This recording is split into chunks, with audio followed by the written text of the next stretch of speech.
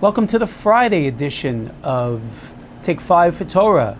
Today is July 11th, and that means that we are describing the Haftorah of Parshas Balak today, and there's only one chapter in all of Tanakh that could have been the Haftorah for Parshas Balak. And in fact, Bilam is mentioned a few different times in Nevi'im. He's mentioned at the end of Sefer Yehoshua, where the Sefer tells us that God turned his curse into a blessing. And our prophet is Micha, who actually refers to him at quite a great length. He tells us, remember Israel, if God had gotten angry when Bilam spoke, things would have gone very bad for us.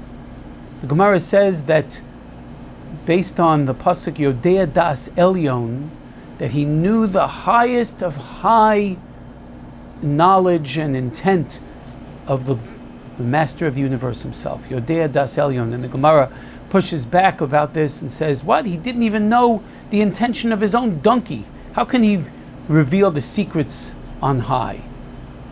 So the Gemara insists that the secret that he knew was when God gets angry.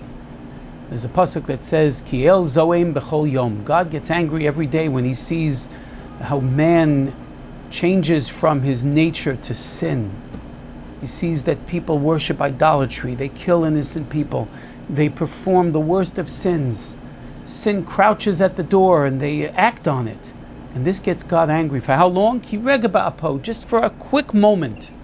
And if you can harness God for that quick moment and tap into that anger, you can use it for the detriment of other people. This is what Bilam does with his incredible gifts of prophecy. What a despicable human being. So Bilam knew how to harness that moment. The Gemara says it's 1/5888th of an hour, which is a little more than a half a second. Tosfos, maybe with tongue-in-cheek, asks, what could Bilam say in a half a second? So first Tosfos says, Kalim, destroy them, just like that. Now, Tosfos gives another answer because he speaks quite a long chapter. His prophecy is pretty long, is that once you start within that moment, then you bought into it. You can continue speaking whatever you want as long as you start in that very moment. Bilam knew how to harness that moment. The Gemara tells a story about a certain rabbi, Rabbi Shua ben Levi, who also tried to harness that moment in order to curse someone. And when he reached that moment, he fell asleep. He realized, no, people should not do this.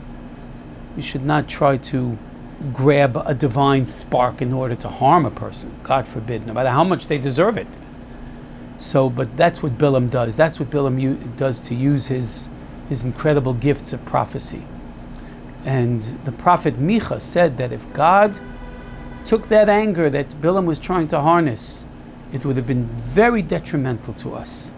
So Micha wants to say there are so many examples where you owe a great debt of kindness, a great debt of gratitude to go back to God because of all he does for you, and instead all we do is we forget those things. Zachor no'ami, says Micha. Remember, don't forget. If only we just use our memory to harness that which God does to protect us and to do kindness to us, and instead we start to behave a little like Bilam. In fact, Bilam's great detriment to our people was when he saw that he couldn't curse us because God turned him into a blessing. He decided, their God hates misbehavior. He hates arayos. He hates zima. He hates sexual depravity. Let me work on them that way. And he imported Moabite and Midianite women to entice us. 24,000 people died as a result of Bilam's, not his curse. He knew he couldn't curse us, but he did tempt us. So that Micha ends his prophecy by saying, what does God expect of you? Just that you perform justice. You should love charity. and walk humbly before your God. Not the way that Bilam wanted with pritzus, but with tznius. That's the ultimate message of Micha. What a beautiful prophecy. To undo the harm of Bilam. May we always be in gratitude to HaKadosh Baruch Hu, and especially for not getting angry when Bilam wanted him to.